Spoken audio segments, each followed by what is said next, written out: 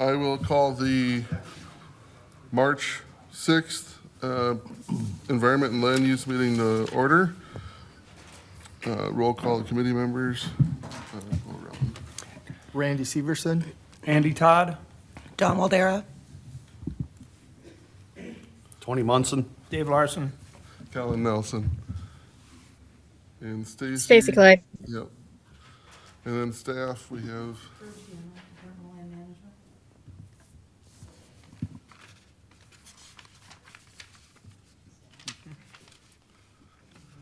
Dave Carlson, Department of Land Management.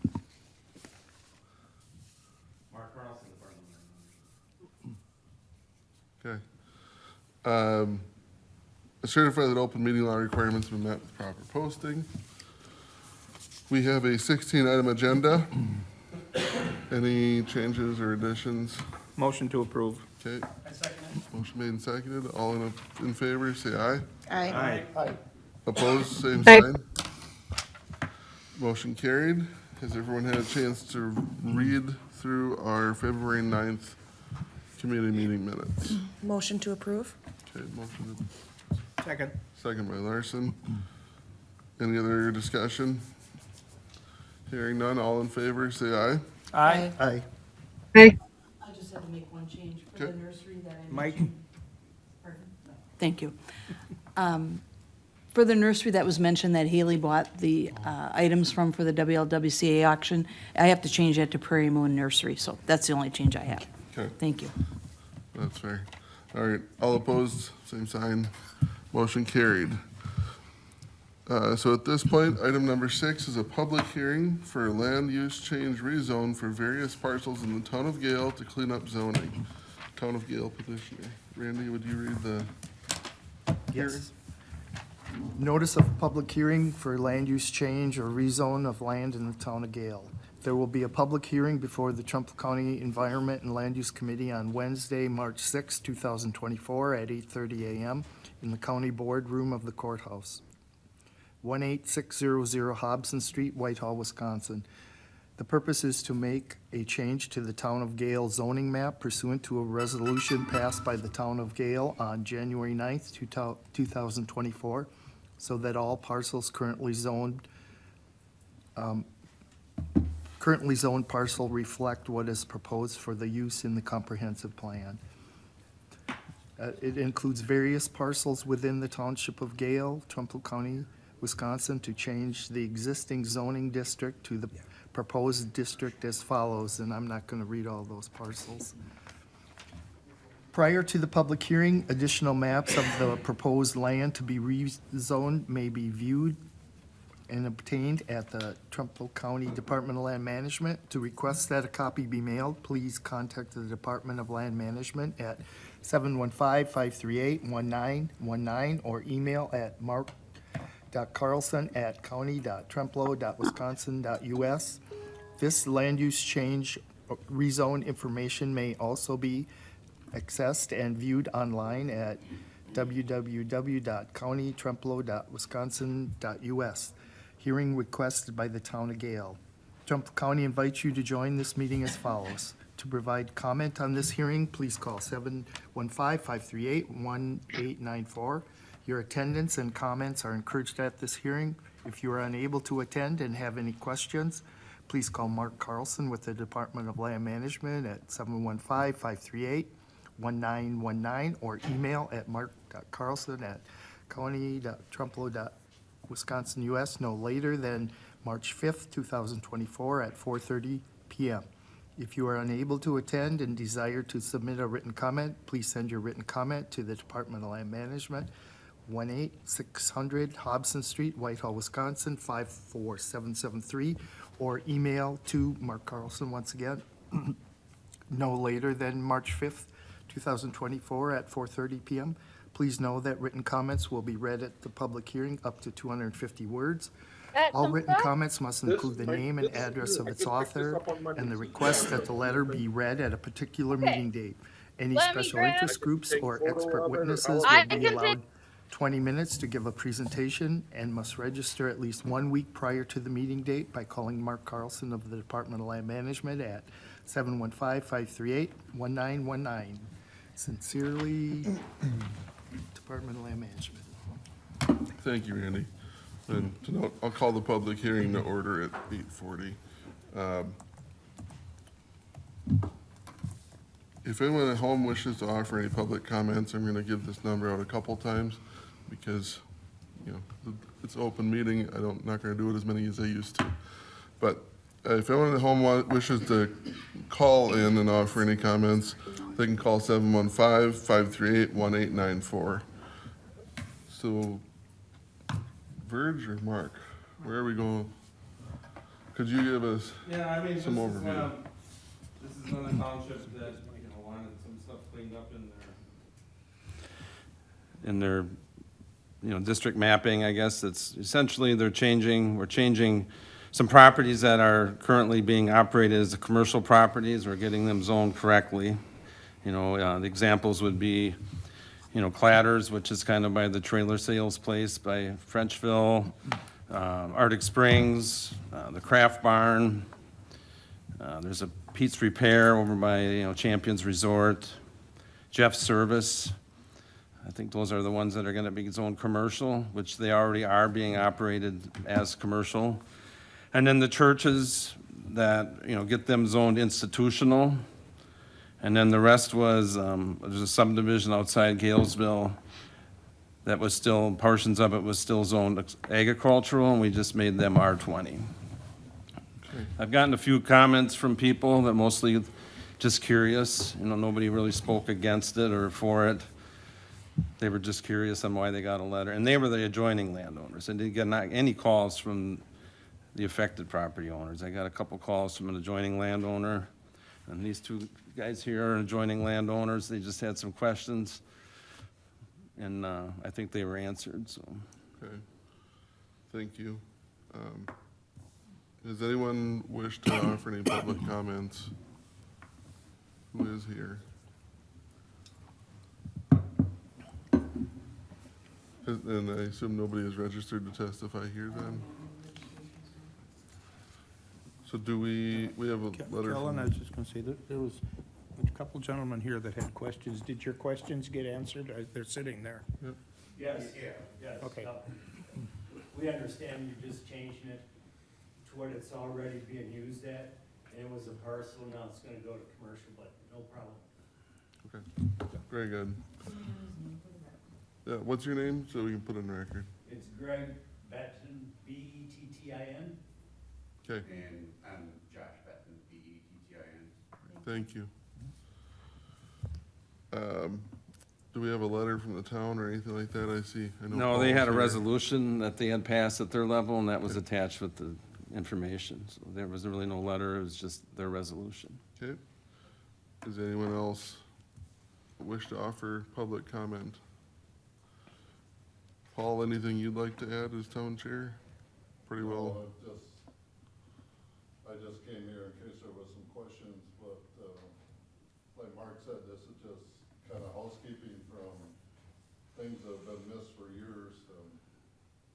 I was around on committees and stuff when we started this zoning, and I don't understand how they got missed in the first place, but. Right.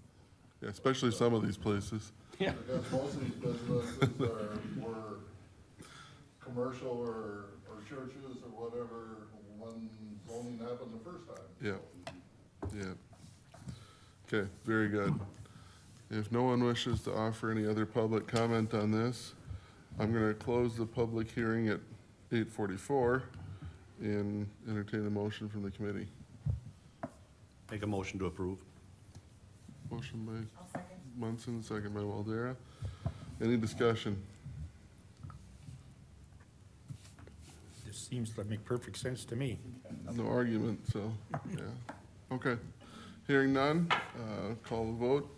All in favor of approving the rezone for the town of Gale, signify by saying aye. Aye. Opposed? Motion carried. We will move on to county board then. Item number 7 is an appearance from Surveyor Lucas Ansala and his client. And I don't.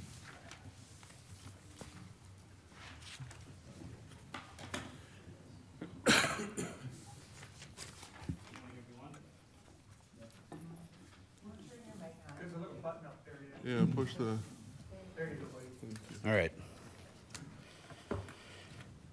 Did everyone get a chance to review the report I emailed in? Okay. So basically, we're just trying to determine if my client's parcel and what they're looking to do with it qualifies for this, the requirements of that section. Where is it? Items 1 through 5, subparagraph B.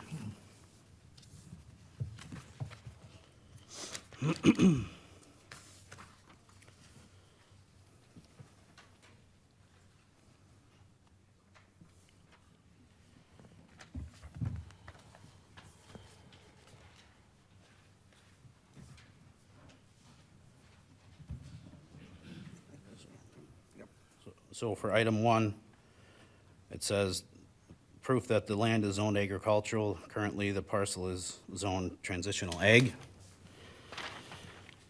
However, in order to subdivide the parcel, it will have to be rezoned to R8 in order to split it into 3 lots. But we want to determine if we can do the easement option or not before we go ahead with the rezoning.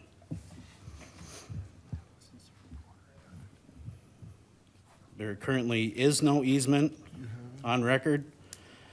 There is public road frontage along the west side of the property. There's a 30-foot village street right away. Otherwise, the parcel would be considered landlocked, other than that, right away.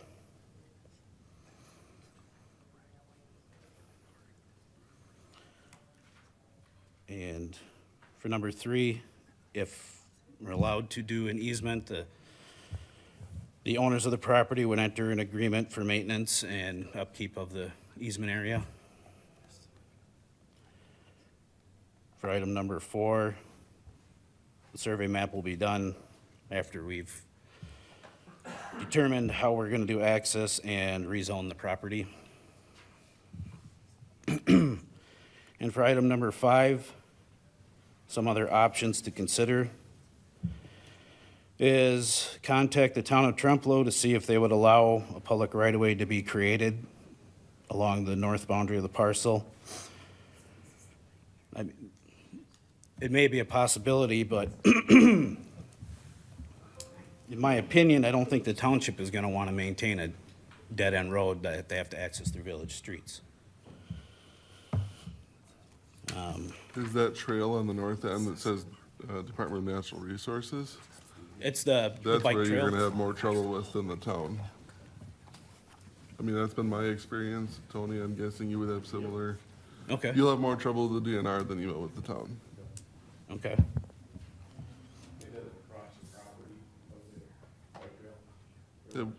It won't matter. They won't let anyone on it.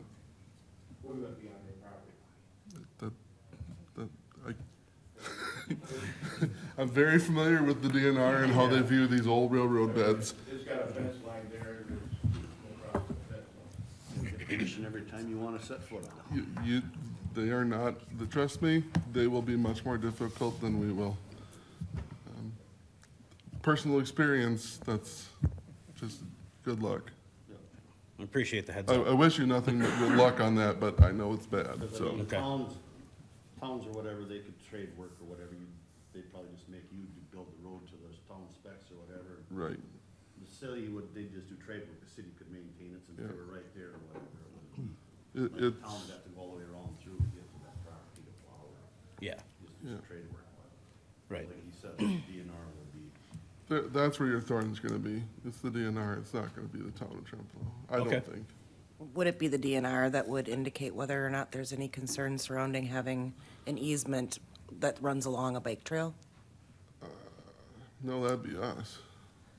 That would be I my don't think they'd have a concern. concern with that. I mean, the concern would be I mean, they're not even proposing to cross the state trail. I mean, that was the intent of this ordinance language anyways, It's a when, little different than. what and we this one's a discussed. little bit different than that, Yeah. where, I mean, I didn't think they would ever get DNR's wishes to across it, and probably the landowners across by the road there. But, yeah, I think the intent of this ordinance was written for, like, the property owner that it was written kind of for at the time, because, they were landlocked and it was to get to the tracks and then get across them. And this one here, their easement is basically an easement to extend the town, the access of the road would be their easement. I don't know if this language specifies that too clearly and if that would be an option. And then also, the land is zoned agricultural, and then they're gonna change it to not being agricultural, so. They've only got 30 feet of frontage. Yeah, and the frontage issue too. Yeah. To make one parcel. So, There's a multitude. Yeah, there's a lot of layers here.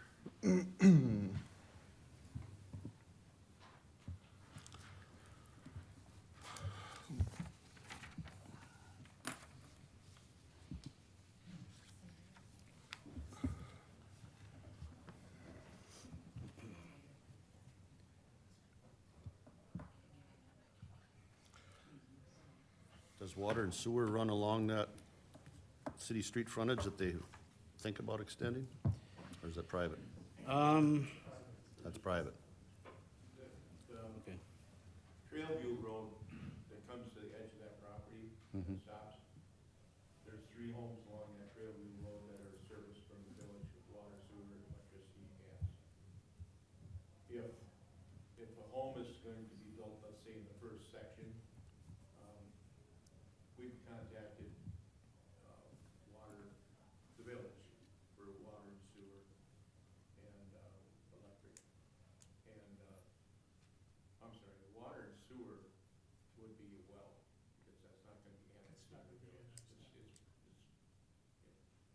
But electricity would be extended from the village off a junction box that's on Trailview, as well as the gas line would be extended from the end of Trailview for future reference. But, the intent of the easement is that there's 3 owners, Jim, Mike, and my wife, they own the property. The property wants to get divided, we want to divide it up into 3 equal sections. Just for the fact that when we're gone, we don't want 11 siblings, 11 children having to divide 16 acres of property. So, we're looking to divide it up into 3 equal segments, with possibility of building it, somebody building a home in the future. So we want to get the easement that goes all the way to the end of that property, which we currently use right now. We have an excavator come in and make the road a couple years ago. And it's a trail that goes all the way to the property now, as well as a trail down the middle of the property. So we have the ability to drive through there with full-size vehicles now along the fence line. DNR has not interrupted us from doing anything there, so, because it's our property. But we're looking to get it plotted with the easement, whether it has to be 66 feet with zone 8 or whatever, it would be in township. So, that's what we're looking to do. Get that done and get it rezoned and get it sectioned off into 3 separate sections for the 3 owners that own it now. That's our first step. Could you please state your name for the record? Charles Muller. Thank you. I ask a question? Yeah. So this is right next to the village of Trempealeau. Why wouldn't these properties be annexed into the village of Trempealeau? And wouldn't the village of Trempealeau want to use their extraterritorial rights for that purpose, in saying that they should be annexed? Well, it's a good question. We haven't asked the village if we would want to have it, changed to the area, but, I guess to look at, Can the person speaking use their microphone, please? We haven't approached the village on it yet. The first part of Trailview, that was also part of our property, 20 years ago, 25 years ago? And that was sold to Jim, and then that was turned into residential with 3 different homes. And that was brought into the village at that time. Whether we'd annex in, I guess we're looking at that we would put in, if we put a home there, we'd put our own well and sewer. We don't really want to get into where developing the land a lot, keeping it more natural as possible. So that question really hasn't been approached with the village. And just from the perspective of the village, I would think that they would say, I mean, they have their extraterritorial rights that I think they would be able to, Which means, they have some say over how land use property is used, and I'm not sure how far out they have, but this is right. 1 mile, so, I mean, I have to think, and just for the purpose of, because you have city water and sewer right there, I would think this body would encourage that, rather than having all separate septics and the systems of problems that happen down the road. It would be wise to have those included on the village, I would encourage. okay, well, we'll take that under advisement and discuss it with the owners. You know, that's, throws another loop into what everything we're going to do, but yeah, that's, you know, we're in the first early stages of wanting to get everything sectioned off. And whether it would be supplied from the village as far as water and sewer, that might be an option. I guess it's something that we'll have to discuss with them, from what I'm hearing. Is that correct? Yeah. Well, I see if you'd have village territorial powers, you would lose some of your authority on your property too. That's, Right. I assume that's why you don't want to go there. Right, right. But because of their rights, you maybe don't have a choice in that. That's what I'm, Okay, I see. All right. Anything else? Any other questions from the committee? I mean, otherwise, I mean, if you can figure out the road frontage problem with the village, then I would say the rezone is on the table from us, Yeah, a street would create your own frontage so. for the lots. And normally, if the village being within their rights, they would have put the road in then? I believe that would be for negotiation, but I think it would end up your responsibility, I think. To meet their requirements of a road. That they would? They would give you their specs for their road, and you'd have to install it. And then they'd take it over and maintain it. Then they would maintain it. Okay. Or is it anything in the history that a village has waived those rights? Is it possible they waive those rights and say, no, we don't want to, Anything's possible. we don't want to Possible, we enforce haven't our rights researched on it that? that far, I guess. That's a possibility? That'd be between you and them at this Okay. point. So I mean, a possibility they may waive it. Okay. All right. But, yeah, for us, we just need frontage. If you can find a way to establish that, then we can definitely help on our end. So where do we stand at this point? We meet with the village and find out whether they want to honor their rights or waive their rights on the easement. You know, in some ways, it makes it easier because of the frontage issue, and in other ways that it might encumber you with more obligations as far as money for putting in the road and stuff. Yeah, that's what we're looking to avoid too, is Yeah. that, if somebody builds, let's say in the first section, that person would worry about the water and sewer, and the village, and the gas company's already talked to us, they would easily be able to connect the power to that first home with another junction box at the end of that section, in case there was down the road 15, 20 years from now, somebody else would want to build.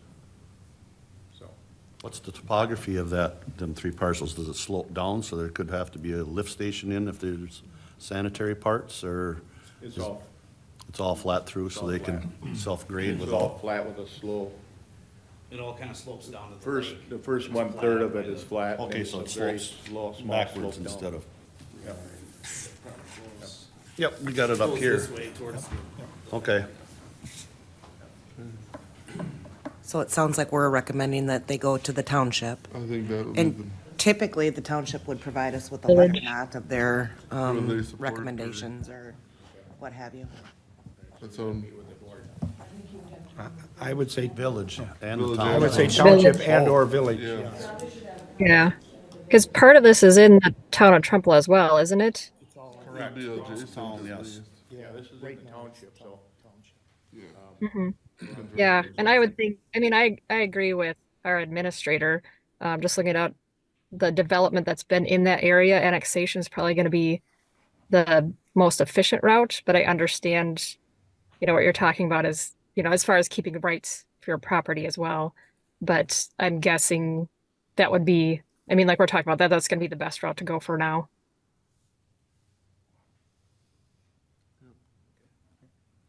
Okay, so, all right, so we need to meet with the village and township together, either or whatever. See if they waive it or if they want to enforce that. We're at that standpoint then. All right. Yep. Good luck. Yeah. Thank you, guys. Thank you.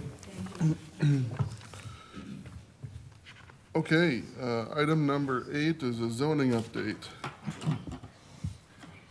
Well, there's a couple bills that just went through as far as allowing towns to get out of zoning, but it's a little bit more complicated, I think, than just saying, hey, we want out of zoning. There's a step process. And that one, passed, the Assembly and the Senate, I believe. And then there's another law coming into place that might be a little interesting with some of our R8 or R20 residents. There's a chicken law that's out there right now where they're coming up with something where you can have 4 chickens, no rooster, and we can't regulate from them having them, I guess is what it is. But we can still regulate the building they're gonna be housed in. And that went back to committee, so I'm not sure where that one goes right now. Yeah. And then as far as the last conversation we had about, our independent situation with the online sales, I did reach out statewide and didn't get very many responses, but it went from throwing the book at them to if we gotta worry about that, they're gonna retire or something. That was the responses, but, so I'm sure there's something we need to try to get some language, try to address some scenarios, but didn't have a whole lot of luck with reaching out to some other counties. And so we'll kind of keep working on that. There's a conditional use permit slated for next month for a farm/home business accessory. It's gonna be like a greenhouse. That'll be in Lewis Valley, Township of Arcadia. We got one of our people in our county got scammed, I would say. They got a letter stapled to the side of one of their buildings on Badger State Sheriff's Association letterhead claiming to be the zoning department, and they wanted him to call, and they wanted to discuss some things, and he called, the extension doesn't work, and the sheriff's department was notified and all that kind of stuff, so I don't know. That just happened, last week, so I haven't heard anything about it since, so. And then, we're gonna propose some ordinance changes, they got in the packet about camping cabins. We'll discuss that one first. I guess the items in red are the things that I would like to see added to our ordinance, and I guess the whole purpose of this is just to allow camping cabin as considered a camping unit instead of just limiting it to recreational vehicles or campers or tents. Because there's an individual that wants to put like 8 to 10 of them on their property, and they got like hundreds of acres of property, and it doesn't fall under anything we have as far as calling it a dwelling and requiring frontage and a separate parcel, so they kind of agreed that maybe they would just get designated as a campground, and then the campground rules would limit them to that use only, instead of someone having 10 rentals and all that kind of stuff for permanent. And so that's kind of what those proposals are. And then some definition changes. just to bring those into the definitions.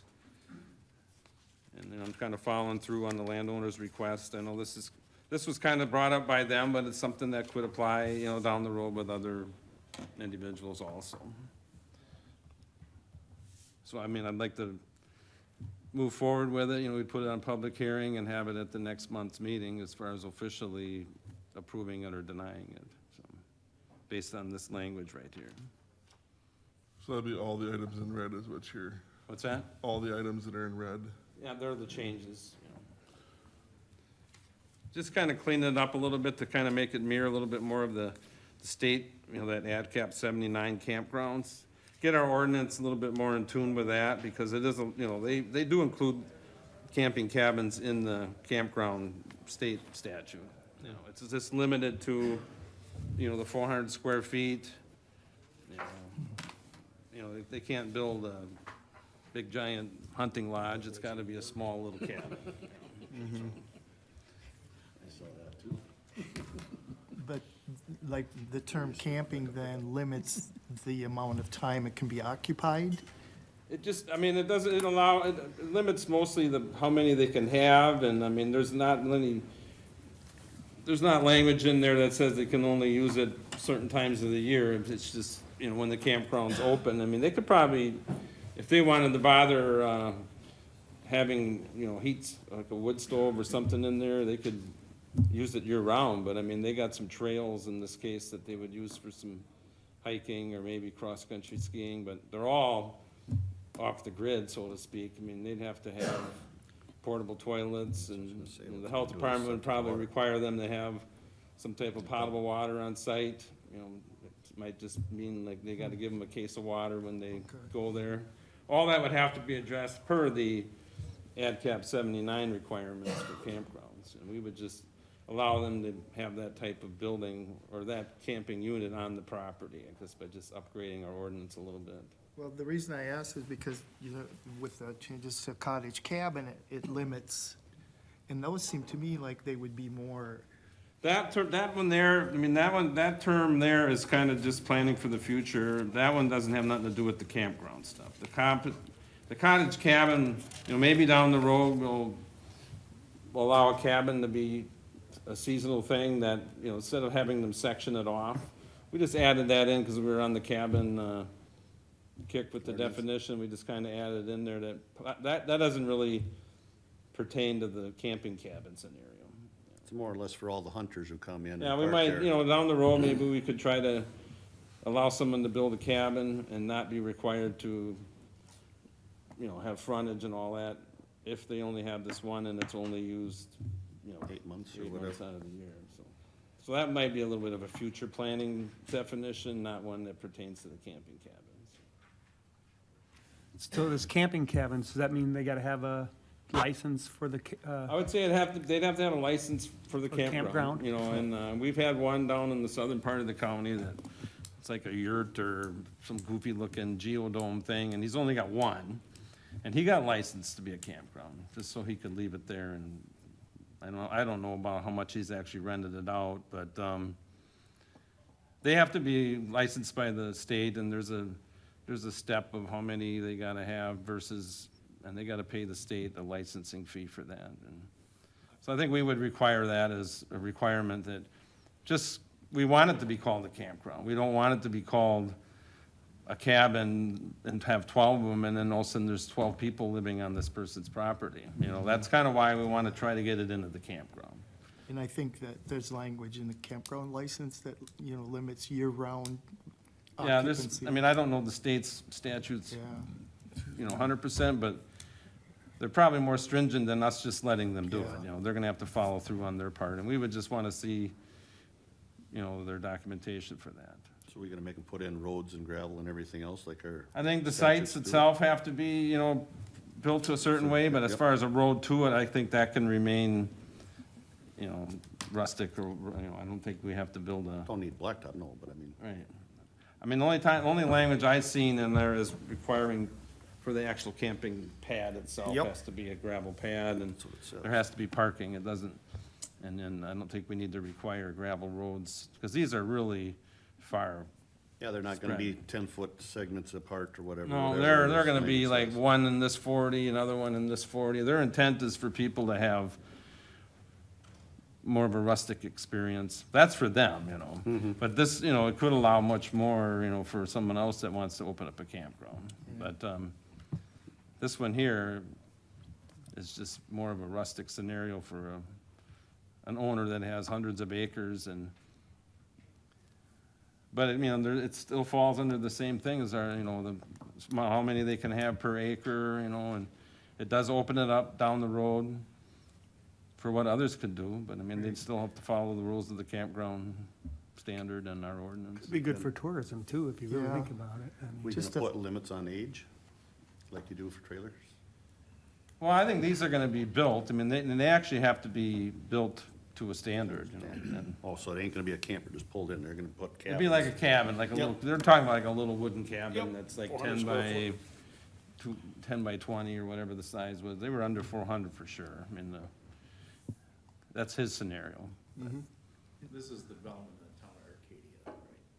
What's that?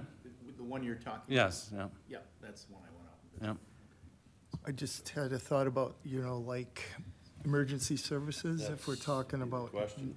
you know, not requiring a Need decent road. road. Yeah. Well, I mean, we can, I'll look into that a little bit more before the public hearing on what the state requires, Yeah. but, I mean, I don't think they'd have to follow whatever the campground, you know, but I'd have to look into that a little bit more. And I would just say they need to follow AdCap 60 or 79, and there's a reference to that in the red there that they have to comply. And you know, we can tweak it and alter it, you know, before the hearing if they had to add some kind of language, but I agree, I mean, that's what yeah, if something happens to somebody in one of those things, they're gonna have to be accessible. Well, the fire department had a meeting on it, their annual meeting was, yes. Yeah. Some of these houses that are built up on a 20-degree slope or whatever, we can't get our emergency vehicles up there in the wintertime. Well, you know, we were talking about, another zoning concern or update, you know, we could, you know, there's a certain township that thinks 20% is too much and we should lower it to 15, you know, and I've never been approached by any fire departments but I'm assuming it's hard to get to, but I mean, one township had 15 and then I says, well, then it's your 15, not ours, you know, 20, yep. and so I think they did away with it, but, I mean, some sites are just hard to even meet the 20, I guess, and probably shouldn't be building on them, but I guess, you know, we have a hilly, Terrain, but I mean, you gotta have something that's gonna carry 40,000 pounds. I mean, Yeah. so there's gonna have to be base course, gravel, at least gravel Right. road. well, I mean, I'll look to see what the actual requirements are, but I mean, as far as this, what we're proposing for the campground is just basically letting them, I mean, anybody can put in a campground at this time, I mean, we're just putting the cabins on there. And then they gotta meet requirements of safety and human health and all that through there. But I'll do a little more looking into what the actual requirement would be. Another thing, I was just gonna mention, my recollection of a situation in Buffalo County a number of years ago, similar to what we're talking about, only this was a house. And I believe they did something in regard to the owner or the property was verified that emergency services can't get to you, and that was agreed to, or something along that line. That might be worth looking into to Yeah. see what did happen. Because we had language in our floodplain ordinance about, you know, you gotta have dry land access to your property, or the fire could say that they can get to it, I guess. We've never really used that, because we just tell people don't build in the floodplain, you know, but, so there might be some similar language with that, too. Yep. Is there language that says, you know, this all has to come back in whatever type of thing that they're, you know, housing that they're putting on there, that has to come back to this committee for approval, that you're seeing the No, product? I haven't seen anything, but they basically limit the size of it, you know, at the state is 400 square feet, and then there is reference to meeting DSPS 320 through 325, which is UDC code. You know, I haven't seen anything as far as having to bring them specifically here for whatever type of as long as it meets the bare minimums. Well, I wonder if this committee would be interested in that. At least you'd have a little bit of oversight on what is being built. Well, wouldn't it be basically a conditional use permit? For Campground override of is a allowed, a campground? campground is a permitted use in certain districts. So it means it's allowed. So that takes precedence over the county and the conditional use, then, the state statute of a campground. Well, the way our ordinance is right now, as a campground, it's a permitted use, just as a whole as a campground. Interesting. I mean, we can regulate the crap out of everything, or we can take a look at it like, I mean, right With now, the we're just, state I mean, laws, we're just gonna, I mean, it can come to public hearing, and you could, I mean, it doesn't matter to me if it goes or doesn't go. They're just in a We're fact-finding just, mission. they're just applying, they're just requesting us to try to accommodate what they're proposing, and I guess this is the only way I really can see how we can do it, because, I mean, they're so far away from everything that, okay, you can put this little cabin up, but then we would turn around and say, you gotta have that parcel off, and that's ridiculous in this case, so. And that's why we just went down this avenue, because there really was no other avenue to really try to go. Unless we really change things up to allow certain things without, and, I mean, I think camping cabins are common in other areas, you know, well, campgrounds around here have them, you know, they don't just have the pole-in sites, they'll actually have a cabin, you know. And that's, falls just under them, except this is more of a rustic scenario. So we're just, you know, trying to plan for the future with it, you know, not just these individuals, you know, it might come up with somebody else, I mean, but right now, it's because certain individuals approached us, and this is what they want to do, you know. Well, Whether I'm they gonna- actually do it or not, I have no idea, but I mean, it's just the first step in all of it, you know. I'll make the motion to approve the changes. I think it has to come back to public hearing. Yeah, we're coming back for public hearing, but I Yeah, mean, but- this is just kind of an overview of what I'm going to bring, you know. Right. If we wanted to add anything, like I'll look up some of the safety stuff, and then maybe then I'll add that in there to specify anything more than we can, you know. I think we wanted to address that transfer of density, correct? Yeah, I'll get to that, In yeah. that language? Yeah. Okay. Would they have to have individual fire numbers at the end of the road then to identify? Or is it one residence? I mean, I haven't seen anything as far as them having to be individually addressed. Well, they're not residences. No, they're not, but I mean, but if something happened, they'd have to find where they need to go. But I mean, there has to be at least a focal point of where they can go and have a map of some kind to show them where to go. I mean, that's, but they would, you know, that would be one of their homes, you know, and the people gotta come and people register online nowadays anyways, but they'd have to have something to show emergency personnel what cabin to go Well, to. I think yes and no. I think we, in some ways, maybe our 911 system's able to help with that. I think, you know, if somebody gets hurt in a farm accident or in the woods logging or something, Yeah. using the cell phone, we're able to find them in Yeah, those Able to find them, but the situations, too. direct linking is always the shortest, is what it's, you know, it takes, but I know what you're saying. It's also go out at your own risk, I guess. What if you don't is- get a cell phone signal? You know? Hey, there's certain we areas- live in God's country. Underneath a It is cell what phone it is. tower, you're not gonna get there. That's true. That's up to the Well, it's definitely the something to people. look Correct, into. you I know, mean. liability issue, whether they're And insurance. yeah, I mean, I told them all that too, and I said, you know, and I would tell anybody that's gonna have public usage of their property, I mean, you gotta look into all the liability that goes along with this, but that's up to them, you know. They Yeah, gotta- I don't think we should be reinventing the wheel. I mean, if the laws are out there, it's set up, we approve it, and they gotta make sure they abide by the law, instead of us making a law or making a regulation. Well, I'll look into some of the other little concerns that we've had here, and then we'll see, maybe add them in there if we can. And otherwise, I just wanted to make you aware that I kinda wanna get this on, because obviously, timing is the essence of them, they wanna do something early spring, and then,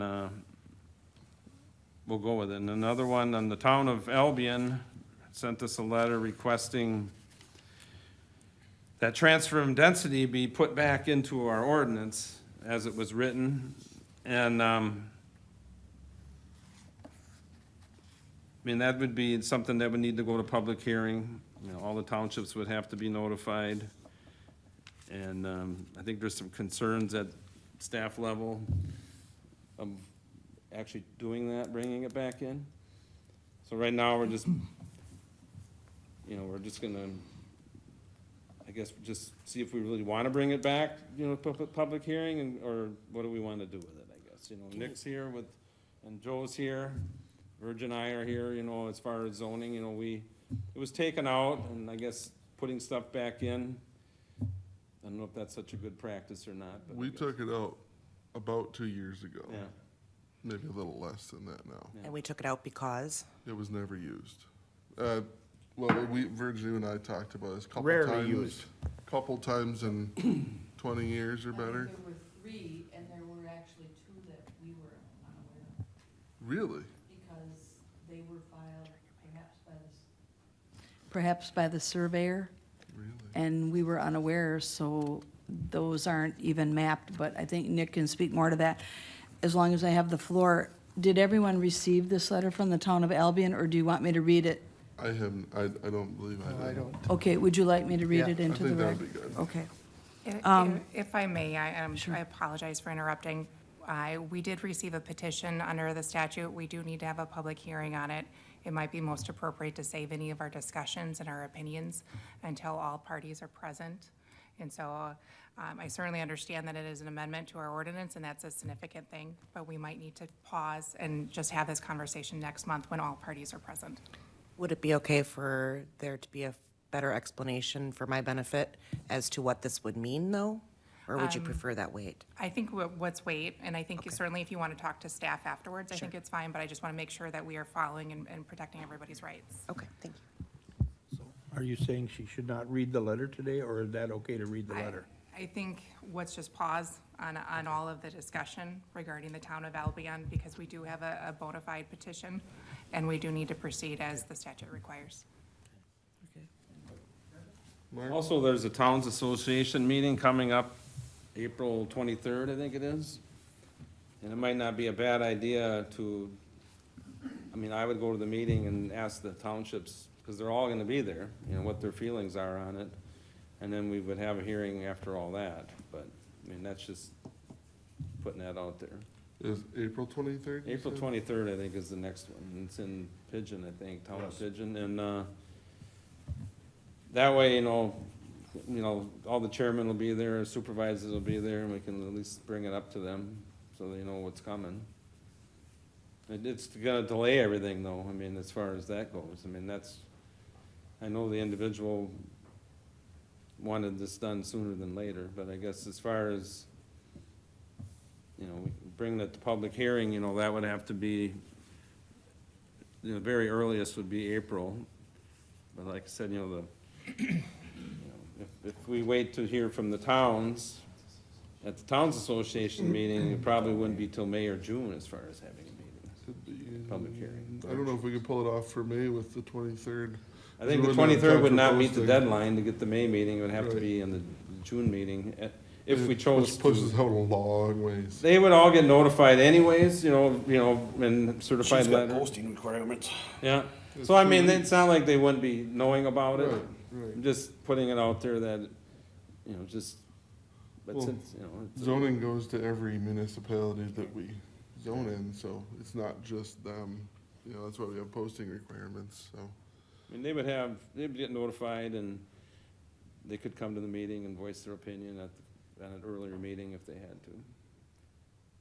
And, So I need clarification. So if you discuss this at the town's meeting, just because I want to understand, is that contrary to what she just It's a good spoke question, I don't about? know. And also, Susan, to comment on your comment, we're trying to clarify language to bring to public hearing. So you're saying we shouldn't discuss it until the towns are present? To clarify our language to bring to public hearing? So, again, we have a petition. We don't have a form, but we have a letter. The letter serves as the petition because we don't have anything else. And because we have the petition, then we are triggering 5969 subsection 5 and E, because this is amendment to our ordinance. Once we have that petition, we have to have a public hearing. Upon the receipt of the petition by the agency, it shall call a public hearing on the petition. So even to have this discussion generally, because again, it was triggered by the petition, we have to have the public hearing. So we can talk about the fine tuning of the language next month when we have provided proper notice. Okay, I mean, we just wanted some clarity on it, and I guess, it makes no difference if we have the public hearing sooner than later. To myself, I just have to get it posted, and they can certainly discuss it, and if it's not something everybody's agreeable on, it can either be denied or tabled or whatever, So, I mean, at least get the public hearing out there, because they did petition it, like Susan says, and we gotta act upon their petition, I guess, within a time frame. And, so I'll just, So, safe to say, item, I think it was F, that was listed highlighted in red, was not there, well, we removed 2 years ago, they want it back. Yes. That is the situation. that's basically it in a nutshell. Right. We did discuss, in-house, maybe altering that language where somebody can't go totally crazy and transfer too much density, because right now it just says transfer density, and, Yeah. So it sounds like we're tabling this until next month and Sounds like we posting don't as a have a whole public lot of hearing. choice. Well, and it won't be a Well, public hearing we'll publish the public necessarily, hearing, and we'll have the public hearing, and then we'll go from there. then we may not be able to finish the, If depends what everybody, we wanna do. the towns will be notified, and they'll, they can respond and tell us what they feel about it, and I kinda did tell, that, all the townships, they don't all have to be on board, but I mean, I would say if majority of them are one way or the other, we should honor their, their Majority feelings as on it, opposed to- majority rules as far as, But, well, I guess we'll just plan on putting on a public hearing, because it's our requirement since the petition was received. And then we'll just have more discussion with them being able to be here. So it might be just a touch more of a lengthy meeting, because we'll go through all the cabin requirements as well. We were doing a Yeah. public hearing for that anyway, we might as well, Yeah, I planned on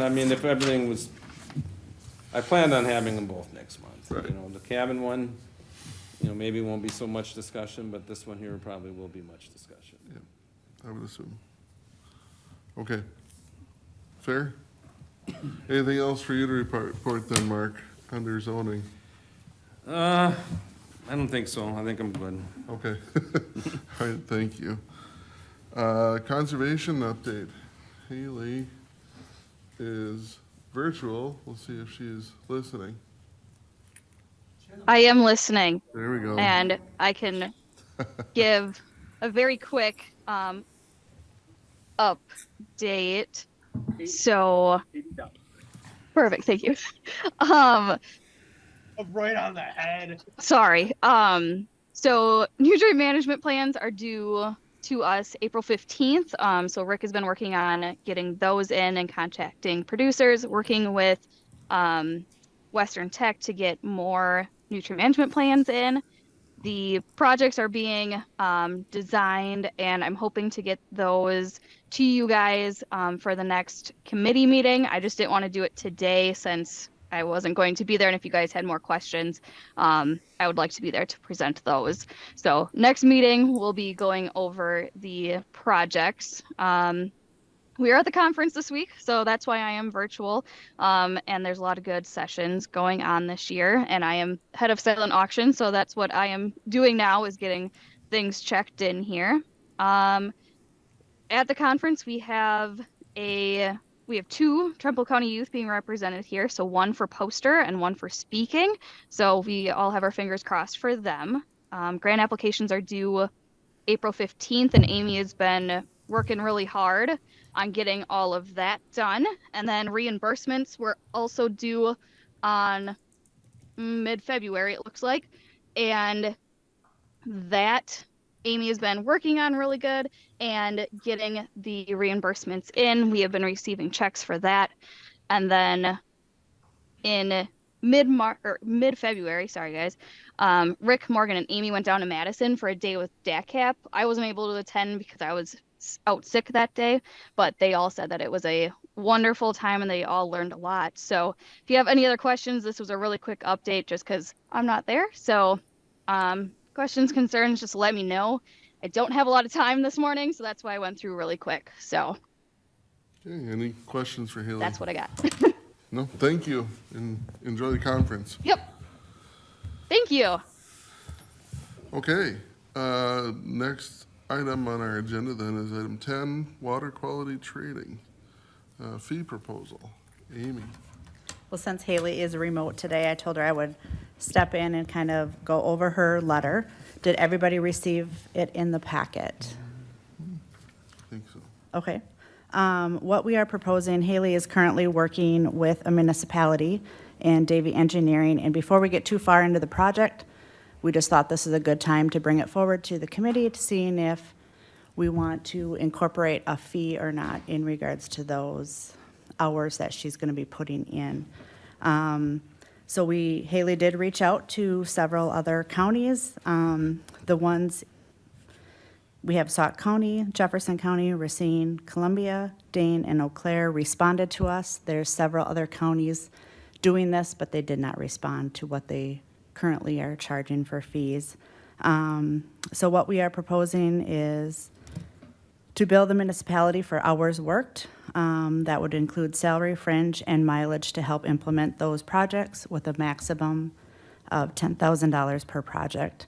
Haley is anticipating a minimum project being about 150 hours to more. So just depending on what the project is, the hours would be accordingly. Questions from the committee? I guess my one, And I am able to answer questions. So I am listening in. So if you guys have more questions, I can definitely answer those. So. well, Haley, my first question, or maybe my only question, I hope, is do you have time for this? That's a lot of hours. It is a lot of hours. We have some projects this year that like Rick and Morgan are going to be handling a little bit more. So they will be able to do that. And then we have been working with the water quality trading previously. So it's something that we have been working on.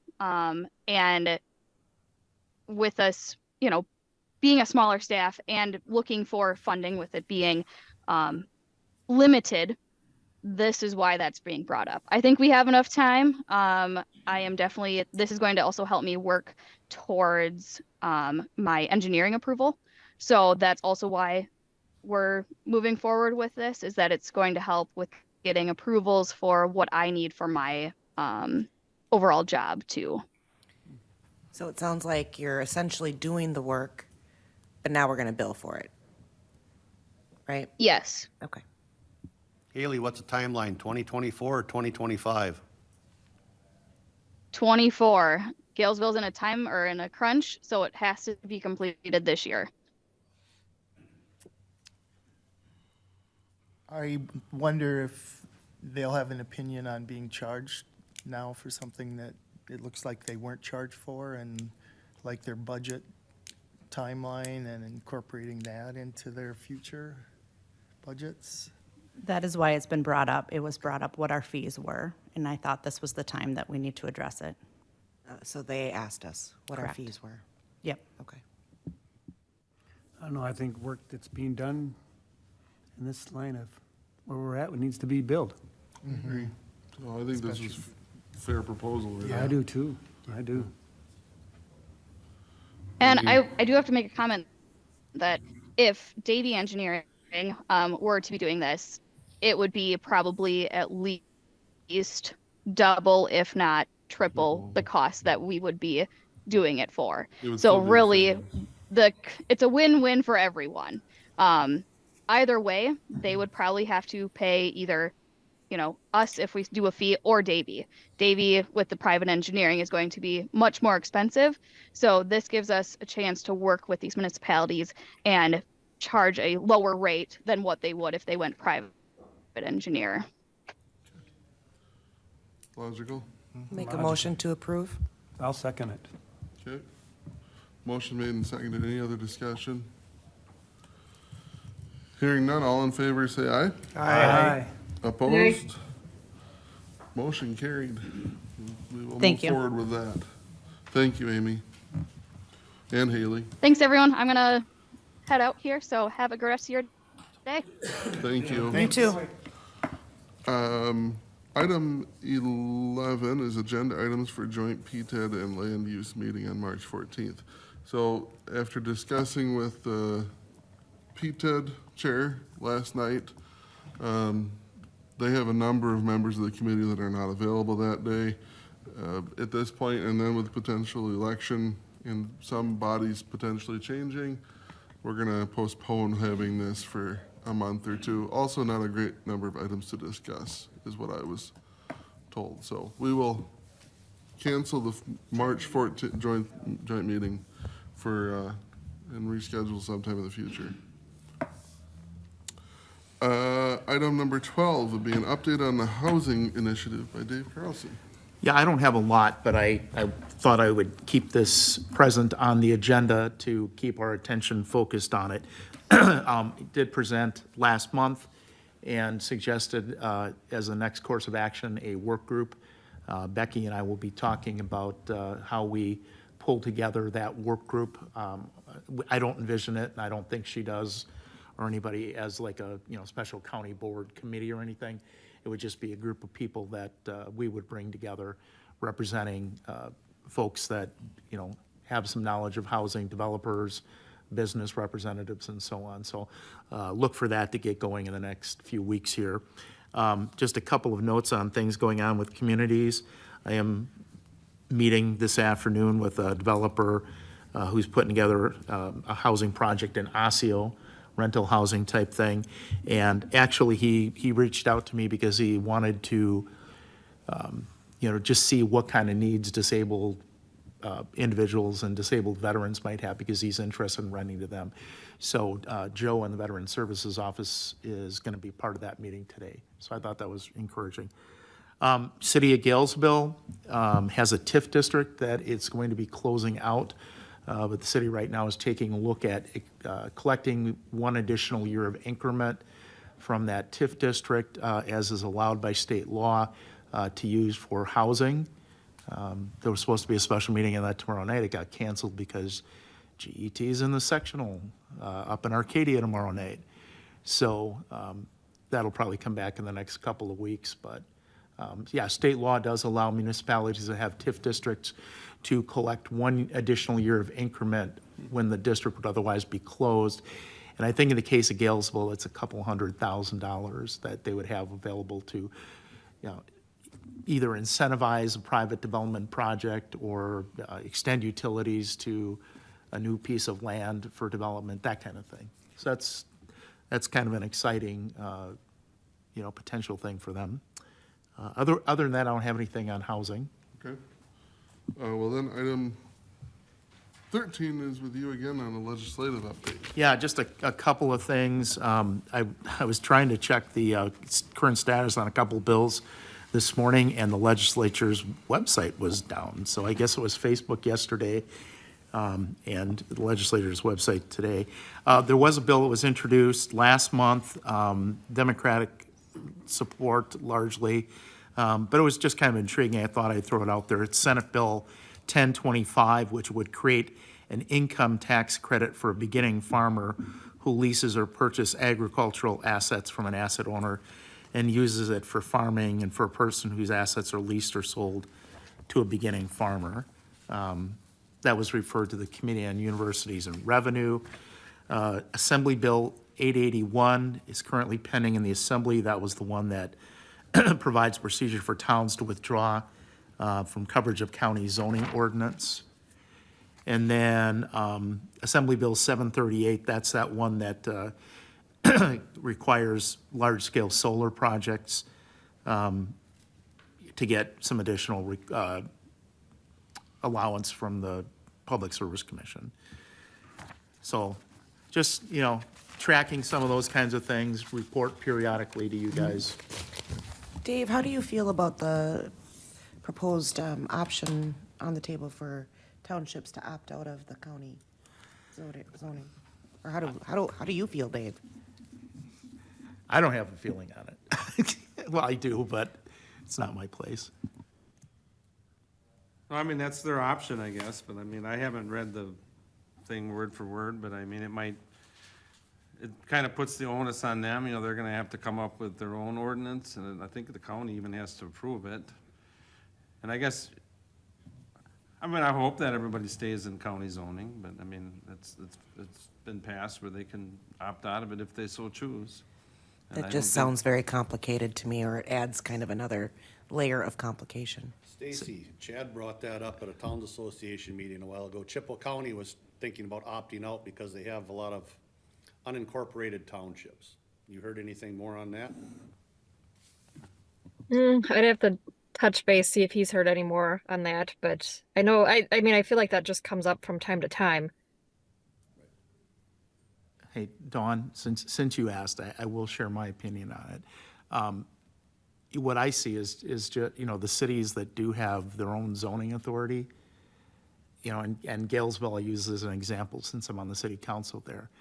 I don't know that small cities don't have their own zoning staff, and they can't keep up on it. I think it would be hard for a township that has even less resources to do it. So I'm not saying they shouldn't, but the reality is I think the challenges are really steep. I mean, some of our municipalities, they have zoning, maybe don't even have the bandwidth and capacity to be doing it properly. This may be sideways from the discussion, but a question comes to mind for me in this situation. We contract for inspection services. Does that contract include authority to insist on solving the problem, I'll call it, or not? And if the contracted authority doesn't have it, how do we mandatorily correct a problem? Well, I mean, the only contract, you're talking about UDC inspections? Right, or- yeah. I mean, if they say something doesn't pass, we do have a UDC chapter in our ordinance, that But- would probably give us, enforcement authority based on their comprehension of it. But the enforcement comes back to you. To us, I would say yes. Okay, I think that's how I would interpret it. okay, well, that's all I'm asking is how and, They are contracted as the inspector, we are enforcement. Right. That That's would be kind of my- how I would interpret it. and is that the way it is? That's what I'm asking, or I does believe that's how it's been administered, but. So- I do don't, we I mean, require- I don't recall of taking any enforcement action on any UDC-related things Well, in the last 10 years. that's part of what brings the question up, real world, almost every situation has a problem someplace. Oh, yeah. If you aren't hearing anything, is there procedure that requires them to report to you that they've found this problem here and it's not being fixed? Is there a procedure set up for that? I'd have to look at the language in the ordinance, but I mean, they're not gonna be approving something that they're not comfortable with. Their licensing is gonna be in jeopardy if they don't follow through with their job. Yeah, I know from personal experience, like my brother's got a project going on, and he keeps having to button up some things. Right, yeah. Because they're requiring certain things done. But I'm going out into the extreme. If he decided, I don't want to do this thing, Well, then they what wouldn't get happens, what occupancy. happens next? I would assume they'd report back to, Is that what happens? Do they report back to you, or does it? I have never had Does it it happen, go- but I would assume they'd have to tell us that someone's not meeting the requirements, and we would have to take action. Okay, I'm just, I mean, I've never had to do it. I mean, I'm not. okay. You're fortunate. Not saying it's not saying it's not going on, but I've never specifically been told by a UDC inspector that Joe Blow is not doing. thumbing his nose at me, and I guess if it's a new house, they wouldn't give them occupancy to move into it. Right. You know? That's not, they're not gonna probably lock the door, but I mean, but if there is a requirement of occupancy, you know, they gotta sign off on it. And they're not supposed to move in there until then, and, They're not supposed to, is the. well, when we find out things, we address them. Okay, good, good. Verge, you have a comment? Okay. I got a comment I want to ask. Me and Dave, I sent some stuff over to Dave on the gentleman, because we were talking about trying to get housing in our area and stuff like that. So, because I don't want this to, you know, I don't know where it's at, Dave, when it comes to state inspections. This gentleman is trying to build a multiplex housing for people in Galesville. And last year, his inspection fees were, don't quote me, $2,000 to $3,000 to get this same unit done. There's some things that happen in our state, and I guess there's some other municipalities that can go around doing this and having contracts even through the state inspections. Well, we don't, I guess, as Trempealeau County, and this year, there's a lot of story behind it, but anyway, this year, he's getting hit with over $8,000 inspection fee on his complex. So he's put that on hold, because why is it $2,000 or $3,000 last year, next thing it's $8,000? And like I said, there's more involved in that, but I guess there's something that we can do, I'm not 100% sure, to fix this problem of gouging, possibly gouging the person that's trying to make a living. Yeah, I heard about that, and, we just had a discussion here yesterday about, we only inspect 1 and 2 family dwellings, and we're gonna, we look at, you know, if they're gonna increase their fees and, you know, get another contract going for that before it expires, and, you know, they're contractually obligated to whatever they signed that contract for. As far as the commercial people, yeah, I read about that. I mean, that's crazy what they did to that guy. I mean, and I think the inspector says, well, I don't know if he said it, but it's like, well, because we can, or something like that, you know, and, which is wrong in my mind. But I guess in our world, you know, we don't do anything commercially as far as inspections. But we would have a contract in place that would be X amount of years of what they can be charging. Yeah. So we don't have anything in place for commercial inspection, but are you saying that other counties do?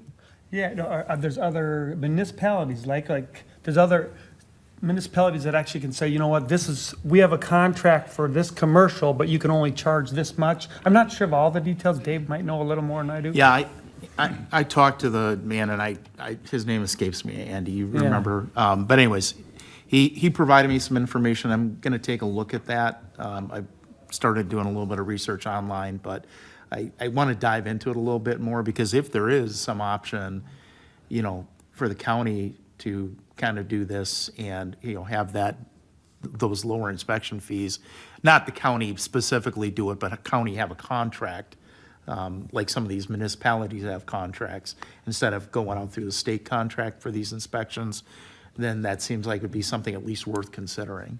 Yeah, because So it's my goal would be to try to get some more information on that. Yeah, put it together in kind of an issue paper and bring it back maybe in April.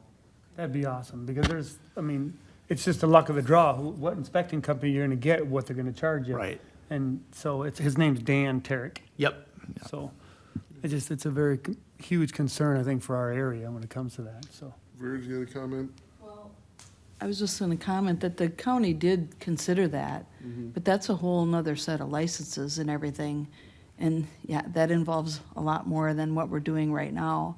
And I think the municipalities contracted directly with someone to do that, you know, as opposed to the county providing it as a whole. Right. And Which then we're contracting currently, though. we do 1 and 2 family dwellings and residential detached garages. That's what we're contracted with the municipalities and towns to do. And along with the comment about the zoning, my feeling is it's easy to propose to pull out of zoning, but if you look at our zoning ordinance, it's this thick. There's a lot to zoning, and there's a lot that we answer for every day and do. And for someone to just pick up that ball and write a zoning ordinance, it's a lot of work, and they have to give it serious consideration. So. Okay. I will agree with Virgil's statement there, because the town of Albion did seriously look at going on our own prior to this. Had several meetings, several conversations, and just decided we couldn't justify the cost. Okay. All right, that's the legislative update. Future agenda items, and I think we touched on one in the course of that discussion, would be Probably have 3 public hearings, you know, the conditional use permit, the camping, and then the transfer density. public hearing, that's what's planned. Yeah, And the deadline is this week. The deadline is this week on all that, so I don't see someone crawling out of the woodwork, but you never know, Never between know. today and Friday. But right now, there's 3 public hearings. You know, the conditional use permit one is, we've done it before for that type of thing. And then the camping one, as we were talking, I did look through some of this, looking for some fire stuff in there. I can't really find it in there, other than they have to have a fire extinguisher in the actual camping unit, but that doesn't really do much. But the 3 public hearings, I mean, maybe the transfer density one will be a little bit longer discussion, but the other 2, I think, should be fairly simple ones. other thing that was on my mind for, that I know we mentioned before, is our UDC inspector contract is up, I Yeah. want to say in August. So we need to begin negotiations, so I would ask staff to Yeah, reach out to we had a them. meeting yesterday, Verge, Becca, and Susan, and I'm gonna reach out to GEC to show them what they're charging now, and we wanna know what What the their new increases contract may might be. be. And Okay. then hopefully they're not crazy where we gotta do some shopping around, because GEC is doing a good job right now, and I'd like to stick with them, but I guess we'll have to see. But- Yep, okay, So we brought it up, and we're gonna move along with it as fast as we can. perfect. Just want to make sure the wheels are in motion. Yeah. Anything else from the committee we'd like to visit about? I'm just wondering, I know that there was a article in the newspaper in Winona about a housing study there and some specific recommendations related to zoning and I guess essentially some other things that we might want to consider. At what point do we want those types of things to be on the agenda? Or are you thinking maybe, Dave, that we should wait till the work group gets together and sort of discusses further? Yeah, I would lean towards that, because I think what I'm hopeful with this work group as proposed is that by getting folks together that have more direct connection with housing, that we will see some of those issues identified. Yeah, we might gain a better understanding. Yeah. Okay. And sounds then we can bring a more focused set of things, like here's what would really help. Here's not, no, this is not a big issue for us, that kind of thing. Save us time in this. Sure. Okay. Anything else from committee or staff? I guess I'll just, mention that work group. I mean, I don't think zoning is necessarily against those kind of changes, but we'd want to be involved with what we have to deal with if it's not in the village or city limits, I'd rather see big-time expansion on apartment building type things, definitely in the city and village limits. And then, I mean, we allow duplexes. We actually have, in R20, you can have a duplex, you can have a multifamily dwelling. It's not something that's totally discouraged at the zoning level. I mean, Sure. just wanted to put that out there. Yeah, maybe there aren't any zoning barriers at this point. I just know that other municipalities, counties, what have you, have identified that there have been some things that they could make changes to make it a little bit easier. But And the only barrier would be the accessory dwelling unit is a barrier, but then we gotta take into account the future, why, maybe people don't want 2 houses on a parcel, or if the parcel probably should require that it's a certain size, that if they ever do split it up, each parcel would be big enough. Things like that for the dwelling unit thing, the accessory dwelling, like the mother-in-law house or something. Okay. Okay. All right. When would we Oh, can you hear me? Yeah. I'm not sure how much of a delay there is now, but when would we start looking at some of the items that were brought up by the town of Trempealeau? Like I know the driveway grade was mentioned. Um, when would we, because I know I do have some of the board members asking me when we'll start taking a look at those. I guess we can bring them up anytime. I guess I haven't really pursued it all that much, other than, you know, they're the only ones that have approached and wanted to see it possibly changed. You know, if we, that's another thing every township would have to be involved with as far as an ordinance change, you know. Was that something that, that Tony, you can get on the township agenda? If we can speak about it. That would just be that issue of that township. You don't need to have a petition necessarily. Yep. Right. No, I mean, don't it's need that something one. that can be looked at, and we can definitely change it to whatever percent we think is decent, you know. but I I'm just guess- suggesting usually when somebody brings something forward, somebody else has been thinking it, they just hadn't brought it forward. So Yeah, maybe we just right, need to lay it out exactly. on the table. Yeah. That's, I'll take the blame for that one, I guess, myself, because I haven't been approached by any other township that wants to change the 20%, you know, and, I mean, it's not saying we weren't taking it serious, but if we want to have it addressed and, possibly change it, it's gonna be countywide. You know, it's not gonna be just because one township wants it, you know, Right. everybody's gonna have to agree to it. Well, my personal opinion is the less regulatory constrictions we can have, the better. And if a person wants to build a house and have a 30-degree slope, well, okay. Well, what it was But- build a $100,000 house on a $10 driveway. I mean, it's, you know. Yeah, you see You it got all the erosion time. issues. We had an issue on a farm that was getting pasture land down south. Erosion was coming out on the highway, and it was costing everybody a lot of money. I mean, it all Sure. depends on the site, you know, everything else that way too. But I mean, Sure. that's basically, public health and safety is what we're here for. Yeah. Right. I mean, I can't remember some of the other items, but junk's always gonna be a problem, you know, it's to get people to actually follow through with all that. I mean, hopefully we can put a little more Teeth into stuff that. on them with the court process in the future. I'm sorry, what's always a problem? Junk, you know, people Oh, with junk junk. cars and all that, I mean, there's always somebody that's, and then as far as, I mean, I think there was a concern about junk car parked in the road right away. Well, I think a town should take a little initiative to get the stuff out of their road right away, you know. The county can enforce what they can, and then the town can say, hey, get your stuff out of my road right away, you know. I had a question brought up too on that. Somebody built their shed or redid their shed, in fact, it's in the town of Burnside, where they extended out, whether it's for water diversion or not, but they got a concrete pier coming right to the road edge, not road right away, road edge. So the town is either gonna rip their wing off, or it could be a public safety hazard if somebody loses control and they flip the car, it could kill somebody. The town was just wondering, since the county issued the building permit, how can they remove that or had given any authority? Because they went out to that person, Mark knows who I'm talking about. Yeah, I on do, how I do you- mean, And how do you, I guess get what rid that of one that there part? was, I mean, we don't permit like a little concrete curb. This guy put like a concrete curb. It was nothing to do with his building or anything, because his building is like 6 feet from the road. I mean, everything is like really congested there. And he did put up a little wall. You know, we didn't permit that. We didn't tell him that he could do it, and we did send him a letter saying, you know, get rid of it. And he just never followed through with it, but I guess it's something that we didn't permit.